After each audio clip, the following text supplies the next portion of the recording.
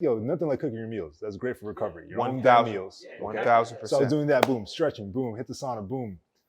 And I'm like, yo, really? And then Dre talking about the damn supplements. Making sure that you have a routine is what I would say. That's the easiest thing that you can do.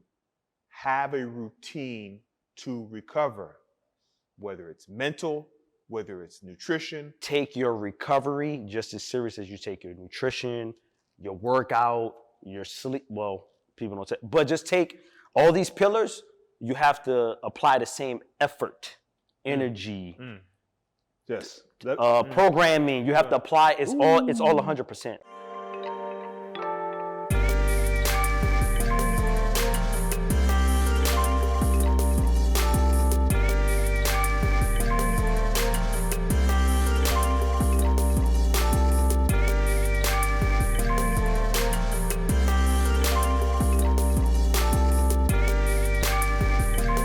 All right, guys, welcome in. My name is Yao A. Owusu Jr., your resident vitality consultant. Of course, we have Nicholas Lopez Jr., Andre Bibbins Jr., and together we are the Vitality Handbook. It's season number 2.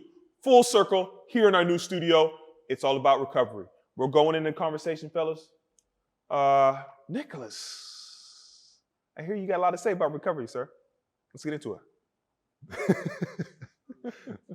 Man, so let's get into it. I was talking about how sore I was. Okay.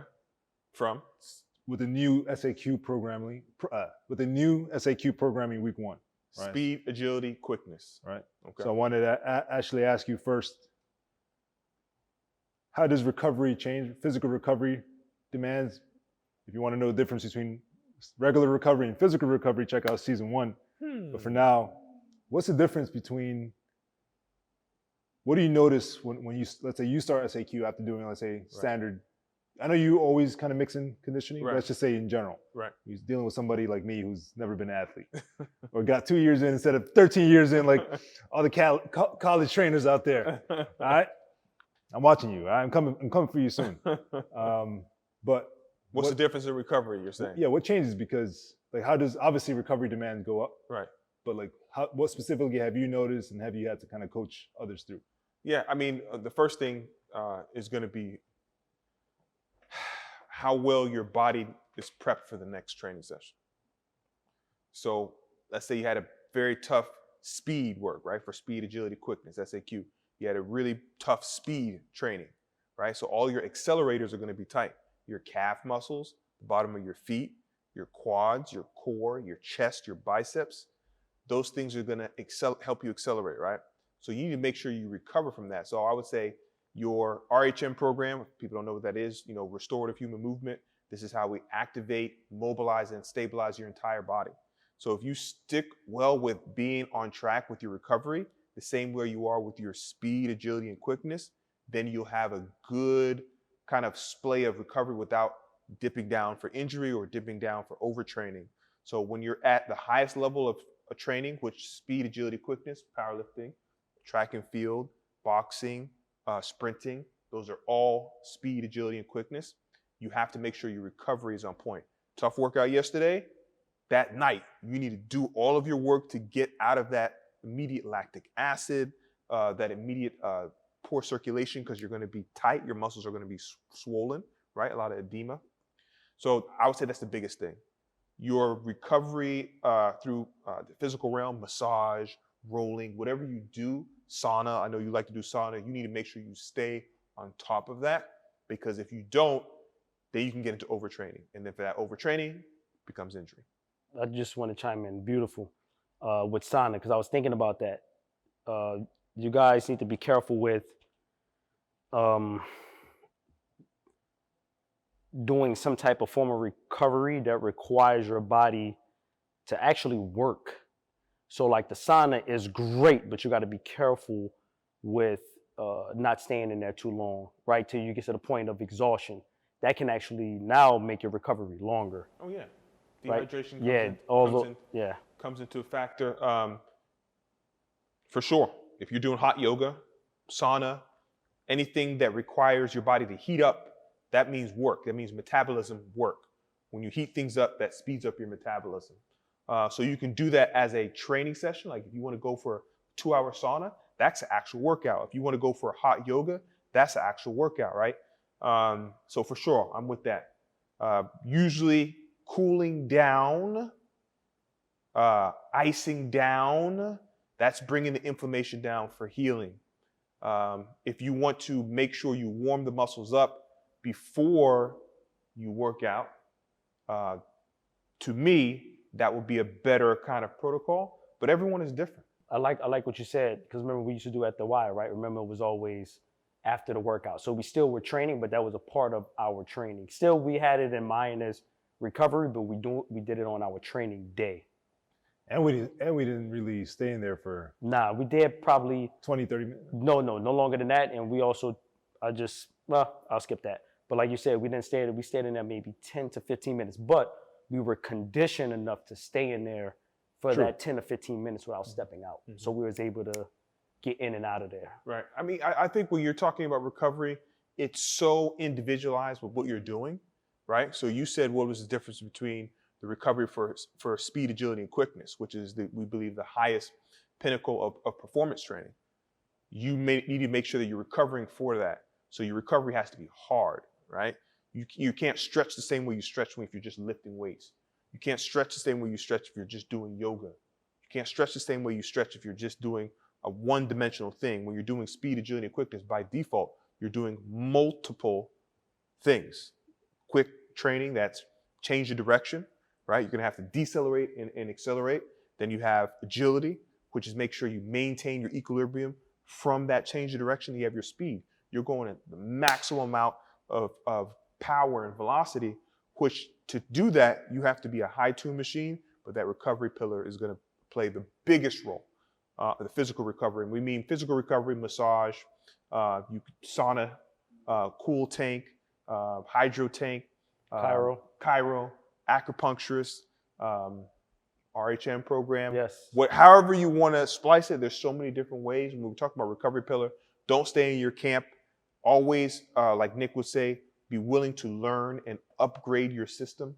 Always try new things, but then be diligent about how you research for it. Make sure that it's appropriate for what you're doing. Like you said, if you're a boxer and you go into the sauna a longer time, you're going to dehydrate yourself more. You're going to work yourself more. Your tissues are going to be more hyper, and then you can injure yourself.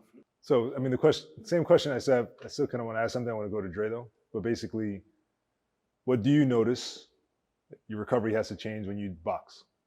Okay, so you're basically taking a lot of impact, right? So I'm gonna go back to Yao about impact, but for you, what do you notice particularly?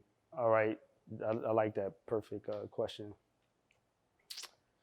What I notice is, number one, I have to cut down weightlifting training, right? So bodybuilding, weight, whatever you want to call it, right? I have to cut down the weightlifting training.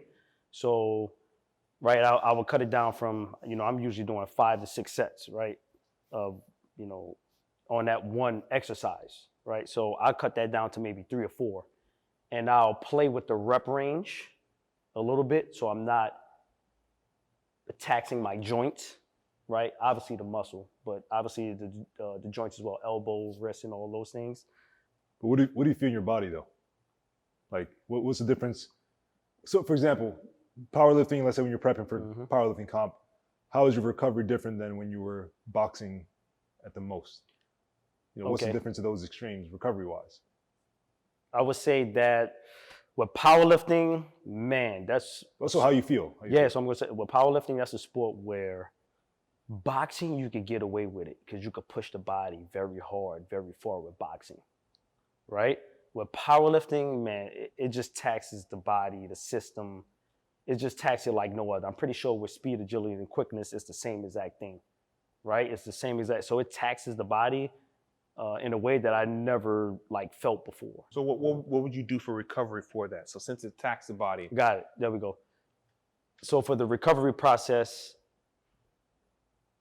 it's basically you want to rest more than anything.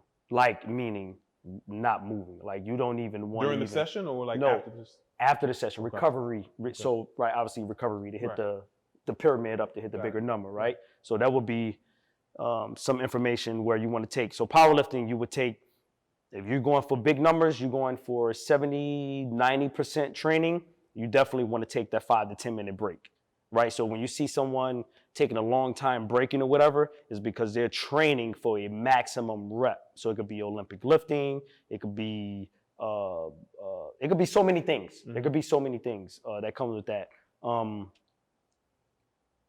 That's during training. After training, you just want to just eat, get in your calories. You have to get in the calories. You got to get in the calories and the supplements. You have to in order to recover. So a lot of people is like, Dre, how are you doing this naturally? Or how are you doing this? Are you natural that you're able to consistently do this? How are you doing this? And the same thing I would say is calories, my supplements, and rest, right? And what I mean by rest is literally just kicking your feet up on the couch and just laying back. Even naps as well. Taking naps during that day, especially when I would say if you're going hard in the gym or training for competitions, if you have a goal, right, and you're trying to get that goal. So I would say that for recovery. For boxing, you could feel bad. You feel bad and then you go in, or you could feel good. You could feel good that day. You go in and have a bad day. In boxing, you just feel off, like something ain't right. Cognitive skills ain't working, like, and then you could wake up and just feel tired, fatigued, and bad. And you go in the gym and you wake up and you like, why couldn't perform like this day before when I was rested? So it's a very tricky thing with that, right? I'm pretty sure you guys felt this way before training. Yeah, for sure. I mean, I hope I answered the question. Yeah, you said you should in the short interim during the exercise, you would take longer breaks. Yeah, so that's a form of recovery. Yeah, active recovery while you're actively doing something, and then at the end, you just rest. So kick up an actual rest. So people were like, "Oh, I'm just going to have a light day."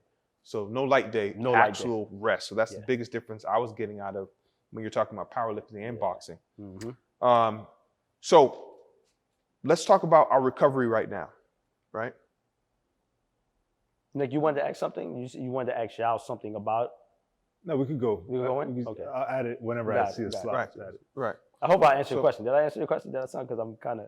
Yeah. No, I just want to hear your own experience with. Got it. Okay. How you treat recovery when you boxing versus powerlifting. I see. So that probably answered it. So it's hard to gauge with boxing. Right. I want to kind of unleash what your recovery formula is right now. What are you guys doing for recovery? Currently, right now. Right now, I'm sore. I'm super sore. New spaces. I mean, this is part of the growth. Okay, I think, I'm looking forward to the new body, new machine, new system, but definitely sore. I've been out of supplements for the past fucking 2 weeks. And you can feel it. Always, every single time. I'm like, all right, maybe I could hold on a little bit longer. Nah, bro. I'm not even doing it on purpose. I'm like, maybe one more week. I haven't sat down and I still haven't sat down and go on the computer and take an hour to order my supplements. That's still on purpose, though. We got it. We can't slip on. Cannot. Bro, I'm taking my juice. I'm taking the extra. Can't. I'm like, I need everything. I need my omegas. Can't slip. I need my vitamin D. Right. So I like that you build this up. Nutrition, and every pillar is what? Interchangeable? No, interdependent. Interdependence. They depend on one another in the system. Recovery needs nutrition. So what you eat, your supplements that you take, is going to help your physical recovery. Okay. So there's many things that can help your physical recovery without physically just stretching. Stretching is one tool. But there's other tools. Bro, I had a deep ass stretch. I was like, okay, I'm gonna feel great tomorrow. I wake up, I'm like, what? No, because when you're stretching, I'm cooking my meals perfect. Nothing like cooking your meals. That's great for recovery. Your 1,000 meals. 1,000%. So I was doing that, boom, stretching, boom, hit the sauna, boom. And I'm like, yo, really? And then Dre talking about the damn supplements. And I'm my thing is you're trying to be superhuman. For real. That's what I would say. And superhumans can't just run off of food. Bro. You need other things. We talking about the regular Thorne supplements, okay? They sponsor Thorne Olympics, and Juice Team USA, okay? Thorne and Juice Plus. Okay, we're not talking about those other supplements. Natural. That's a fact. Yo, what I do, the difference between powerlifting and the boxing is that powerlifting, them 10 hours of sleep, you need that. That CNS get fried. Yeah. Fried. Yeah. So sleep, Fried, bro. I remember that shit. powerlifting, he remembers that. And also, so I'm gonna edit this in, or I just leave it in. But what he said is that, he was like, I thought I could go without my supplements. Normal, general population can go without supplements. You're training like a high class athlete. You cannot go without Yeah, supplements. where's my computer at, man? Boom! I think I hit that one. Period. That's it. That was it. I mean, Yo, can I spend the episode ordering my supplements right now? Nah, let's go. This is funny. but I mean, my thing is, well, the reason why I always ask for our actual experience, like this. right? We always ask for our experience. We always ask for our education. We always ask for our expertise. I have one more thing to add, but go ahead. I want to hear your perspective. So that's your experience right now, being sore AF, right? So Dre, what is your current recovery structure, routine, as of now? As of now. Right now. Mine is immediately, first, my recovery routine, and it starts as soon as I wake up. It starts as soon as I wake up because I'm training 5 times a week, right? So it starts as soon as I wake up. Obviously, water, I'm going to say that. I added back in EAAs, right, essential amino acids. Added that back in there that's a supplement or whatever to replenish, right, refuel. Added that in also too, but you get your hydration as well, right? So I can put in 32 ounces of water and just gulp it down. So I'm doing that first thing in the morning. My pre-meal that's another step to recovering immediate, feeding the body, right? I'll have a banana and then I'll have the EAAs again, right? Or if I don't feel like having the EAAs, I'll just do it after the workout, right? If I have it before the workout, I'll eat, right? So I'll kind of mess around with it to see how I feel, right? The stomach, if you're going to the gym, bloated, the stomach all messed up, everything is off. So definitely the water, the hydration, and I'm perfect because I messed up last week but y'all saved me. But it's the timing. So basically wake up in the morning, first thing in the morning, I'm timing everything now. So everything is being timed.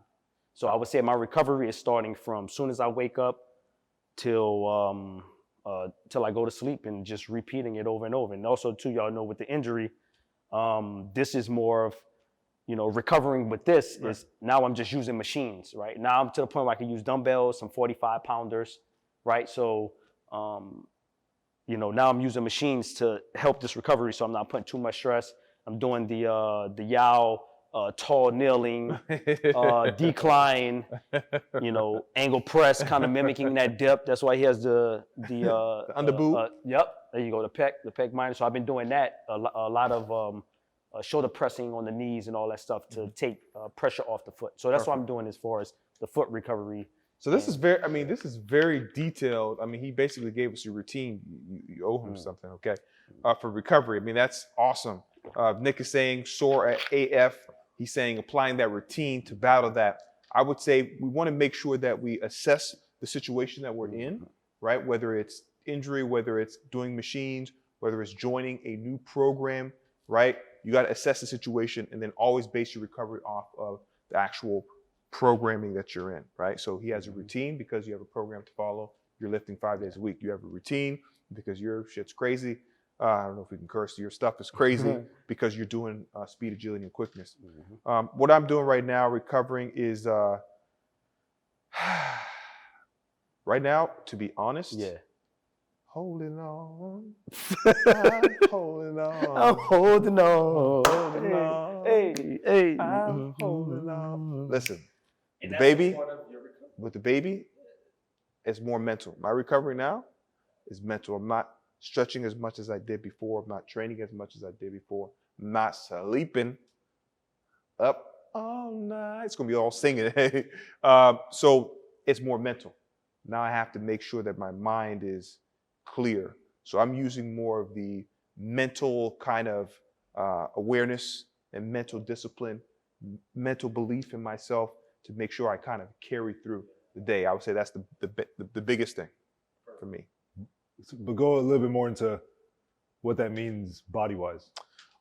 So for my mental, I need to make sure I'm in the right mindset to do my training, right? So when I know I do have to train, I need to make sure I get that in. when I know I have a time to kind of sneak something in, like I did this morning, just snuck a little bit in, and I knew I had to come and do some prep work today.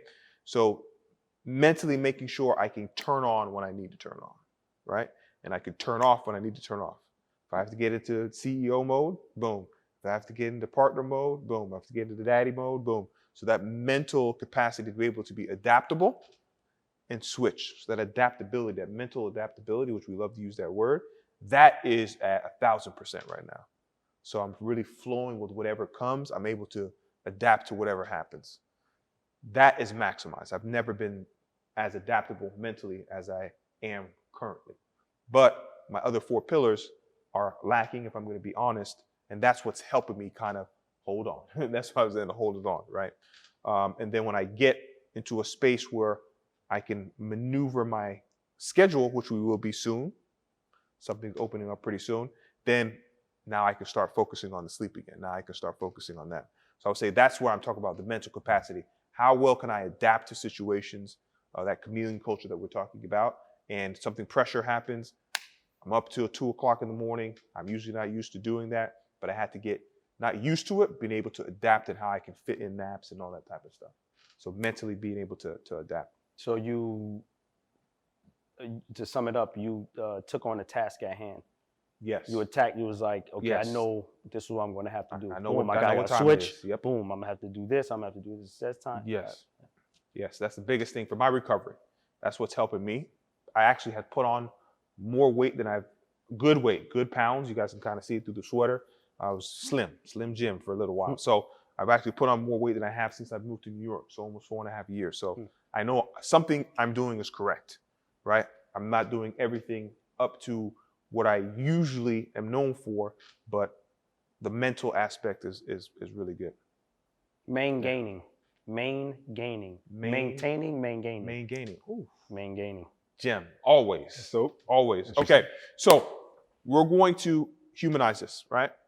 Let's actually talk about what the audience can do from the information we're giving them about recovery. We talked about our own experience on recovery. We talked about where we were on our thought process of SAQ, speed, agility, quickness, boxing, and powerlifting.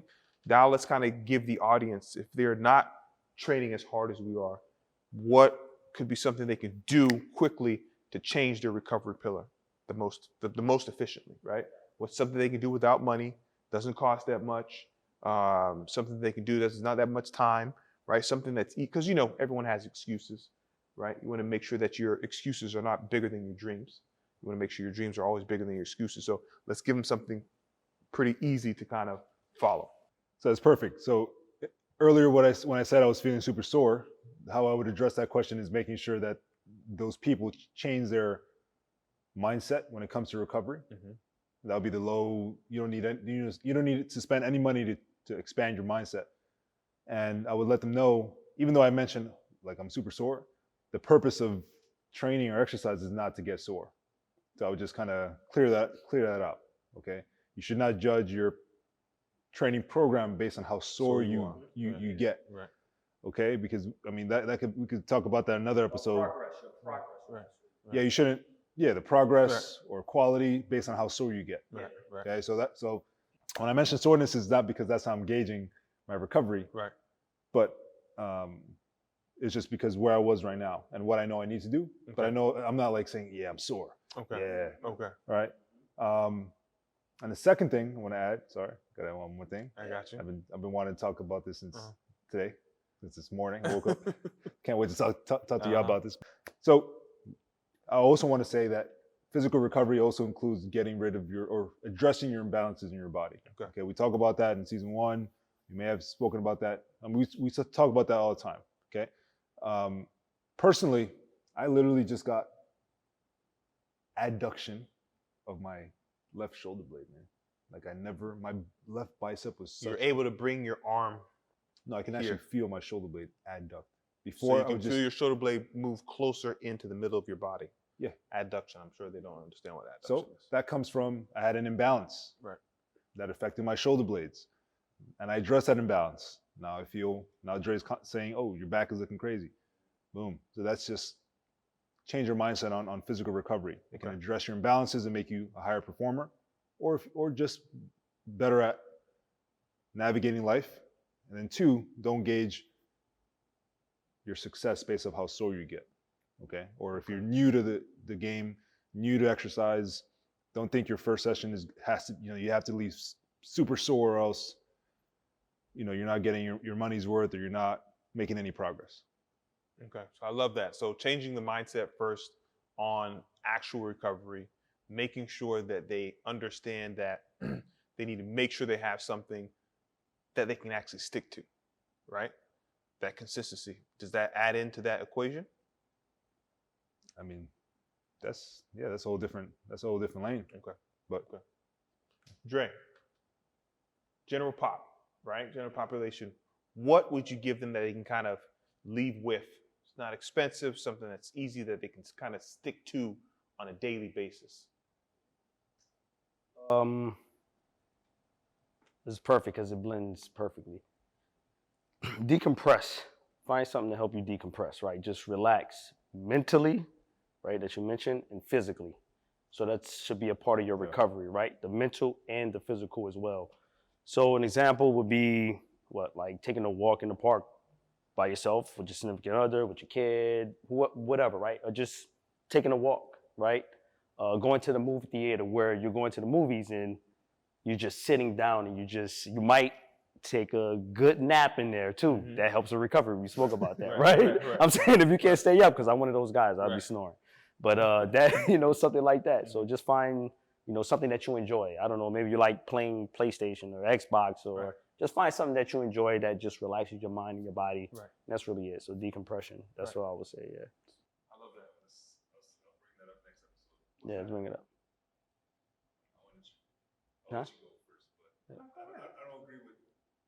What do you draw the line? Okay. Decompression for recovery. Yeah. And escapism, unhealthy escapism. No. But it's your intent. So I'm going to back you up on this, because I was going to say it's your intent. I was just being. Don't go. And what I was going to say is, but I didn't want to get, before I start rambling, was that, okay, I was going to sneak in there. When you go to the movie theater, that doesn't mean go and eat popcorn and snacks and fill yourself up with that, right? So you're still living a healthy lifestyle. I have intent. I agree. So intent. Yeah, I think being intentful on decompression, how you're decompressing, make sure it's a healthy decompression. I know that's what Dre was talking about. Changing your mindset on that you need to have a recovery period, what Nicholas was talking about, and making sure you have that proper perspective of being sore doesn't mean you're getting it in, right? Making sure that you have a routine is what I would say. That's the easiest thing that you can do. Have a routine to recover, whether it's mental, whether it's nutrition, whether it's take naps, whether it's going to a movie, whether it's decompression, whether it's changing your mindset.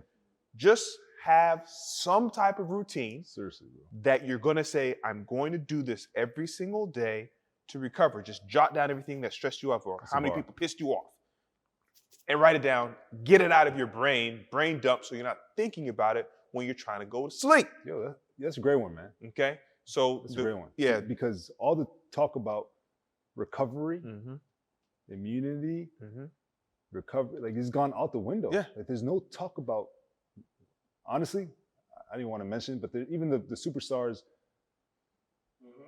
the media out there that used to talk about health, stop. Like, I mean, I wonder what a mainstream health magazine has nowadays. I mean, we know what time it is. We know what time it is. We know what time we're living in right now. That's why it was such a great bar, because yes, you just get a routine. Like, why is no one talking about routines? Right. I mean, the best way. I think they talk about it. Okay. I don't want to say they talk about it. No, sticking to routines. they talk about it. Yeah. They talk about it. They just put one on paper and think someone's gonna stick to it just because I'm. It's not. Too, but I mean, they don't talk. They write it down on paper, right? So maybe someone can't learn. They can't apply it from reading it. Maybe they have to see us. But we're saying we're speaking the same language, right? We're speaking the same language, but maybe people want to hear it from us. People that they can actually see, feel. When y'all say, honestly, I've been off of mine. It's been a little bit rocky, but I'm making it up by doing this, right? So when I say decompress, meaning decompress. So mental, when he said mental, so what is he doing to decompress mentally? We don't, maybe we don't know. Maybe he can give us an example of that, right? So, but y'all, like he said, he said, I back you up. I understand what he's saying. Yeah. What I'm saying is saying in health fashion. We're not talking anything negative about decompression, right? That's what this channel is about, guys. What we're all saying, and what I want to say is that take your recovery just as serious as you take your nutrition, your workout, your sleep. Well, people don't say, but just take all these pillars. You have to apply the same effort, energy, Yes. programming. You have to apply. It's all 100%. It all applies. You have to apply it the same way. So don't think you're gonna go 100% in the gym, crush it, and then do 50% on your recovery. You're gonna get 50% of your recovery. So put in 100% of your recovery, and whatever you could take what I said, what Nick said, what y'all said, and you blend it together, right? Yeah, I mean, I think this is a dope conversation. We always want to hear from you guys, so we want you to comment below. We want you to stay in tune with what we're doing. So when you subscribe, make sure you click the notification bell so you're alerted when we drop, every Friday around noon, right? So stay tuned for our next Pillow Talk when we get back into exercise and we show how to get these muscles. All right, guys. So like always, I'm going to end it off with the same old thing, okay? You want to stay consistent with the message. And the message of the day is be better than you were yesterday. Continually progress. Perfection is progression. As always, guys. I like that. Let's get into it.